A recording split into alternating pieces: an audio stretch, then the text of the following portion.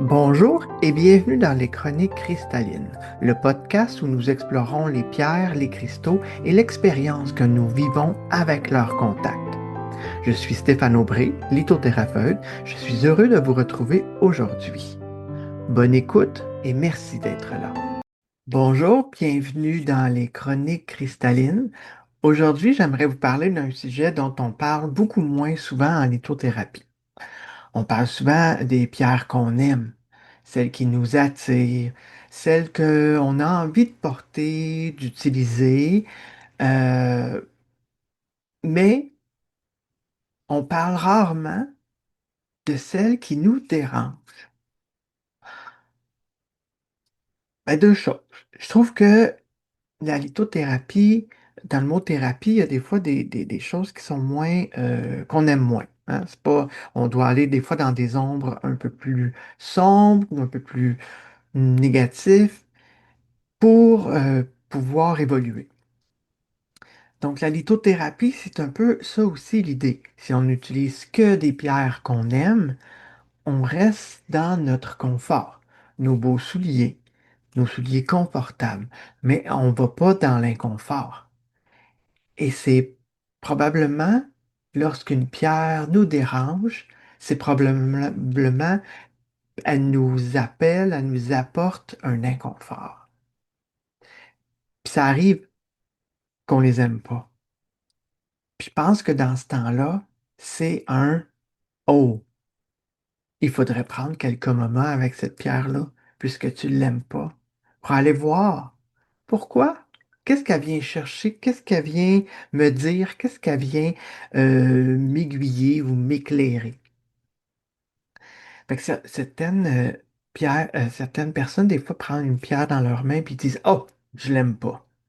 Ou encore, je sais pas pourquoi, mais elle me rend inconfortable. Puis là, ils la reposent là, puis là, ils font elle est pas pour moi. Non, ça se peut qu'elle soit pour toi parce qu'elle a peut-être réveillé, illuminé, elle a souligné quelque chose que tu veux pas voir. Puis c'est correct, hein, que ce soit pas le moment de la prendre. Mais si ça m'arrive, ça, je me dis, ah, il m'a faut cette pierre-là. Je dois la prendre, je dois l'explorer, je dois aller voir le pourquoi j'ai l'impression ou elle me rend inconfortable, ou elle me rend, ou elle me fait, c'est comme, ah, elle est pas pour toi, cette pierre-là. Et ça, c'est comme très ésotérique, là. C'est comme, allô, pose-toi la question pourquoi qu'elle vient de faire ça. Parce que justement, elle avait quelque chose à te dire. C'est peut-être pas ce que tu veux entendre. C'est sûrement pas ce que tu veux entendre. Ah, puis je te dis pas de prendre que ces pierres-là tout le temps. On peut aussi aller dans la douceur, dans la bienveillance, puis dans le confort. Mais de temps en temps, il faut aller pour évoluer. Il faut aller dans ces ombres-là. Euh, et puis c'est correct, hein. Litho plaisir en premier. On se fait plaisir. On porte les bracelets qu'on a le goût. On porte la pierre qui nous fait du bien. On veut celle-là parce qu'on l'aime, c'est parfait. Mais à un moment donné, dans une méditation, on dit, ah oui, elle me rebute, elle m'a fait quelque chose de bizarre. Ben, elle, là, je devrais, on va dire, je devrais aller dans cette zone-là une fois de temps en temps. Au fil des années, j'ai observé que notre relation avec les cristaux n'est pas toujours faite d'attirance, justement. Parfois, certaines pierres, ils vont nous mettre en pleine face quelque chose qu'on n'est pas prêt à regarder. Pas qu'on n'est pas prêt. Si elle nous le montre, c'est parce qu'on est prêt. On ne veut pas aller dans cette zone-là. Parfois, elle va nous rappeler une émotion, un souvenir, même une expérience qui a été parfois traumatisante. S'il y a encore quelque chose à aller voir là, quelque chose à aller retirer, nettoyer, purifier, mettons, dans certaines périodes de notre vie, ben, c'est tant mieux qu'elle vienne nous. J'ai le mot juste en anglais, on dirait qu'il me vient un matin, là, le highlight. Qui vient nous l'éclairer et nous le remettre en pleine face. Sortir de dessous le tapis, là, hein, quelque chose qu'on a enfoui. Là, il faut que ça ressorte de là, là. Ou c'est simplement un besoin d'attention, un besoin de calmer aussi quelque chose. J'ai aussi remarqué qu'une pierre, qui nous dérange peut devenir quelques années plus tard une de nos pierres préférées. Puis inversement, où c'est également vrai, parce qu'on change, on évolue, nos besoins évoluent eux aussi. Justement, on a changé, on a évolué, absolument dans le mieux. On peut avoir des petites rechutes, mais on revient dans le mieux. Euh, donc, une pierre qui nous rebute, c'est une pierre plus thérapeutique. Une pierre qu'on aime d'emblée, c'est une pierre confortable, agréable. Une douceur, une pierre doudoune. Mais de temps en temps, il faut mettre notre pierre piquante. On va dire piquante. Ah oui, j'aimerais parler aussi. J'espère que je suis en train de pas m'égarer de mes points.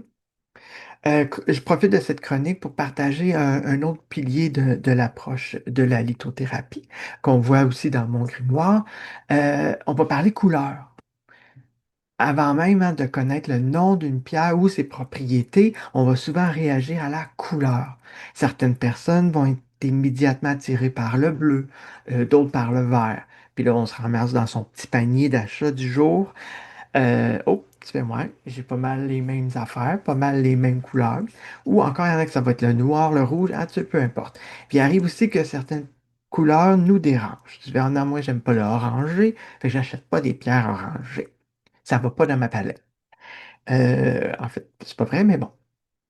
C'est pour cela que c'est intéressant d'observer quelles couleurs on a le plus dans notre collection ou quelles couleurs on a le plus acheté. Puis même des fois, quelles couleurs on porte le plus aussi par vague, par cycle, selon les saisons aussi. Euh, puis je crois que nos réactions face aux couleurs peuvent parfois nous donner des indices de ce qu'on vit intérieurement. Souvent, c'est le reflet de ce qu'on rayonne.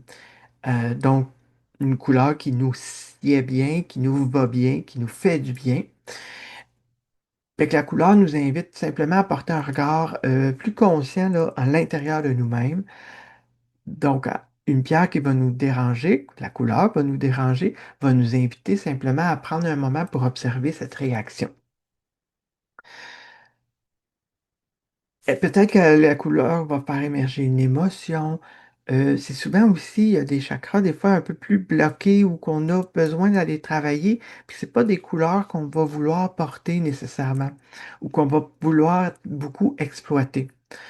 Euh, la couleur va peut-être nous montrer simplement quelque chose qui demande notre attention, qui veut qu'on aille voir à ce niveau-là. Mais le simple fait d'écouter là, donc cette réaction qu'on a par rapport à certaines couleurs, c'est déjà quelque chose. Tu sais, de dire, oh, pourquoi je les aime pas, eux autres? Ah, pourquoi j'ai juste pris cette couleur-là? C'est plus facile à analyser que pourquoi j'ai pas été attiré par d'autres couleurs.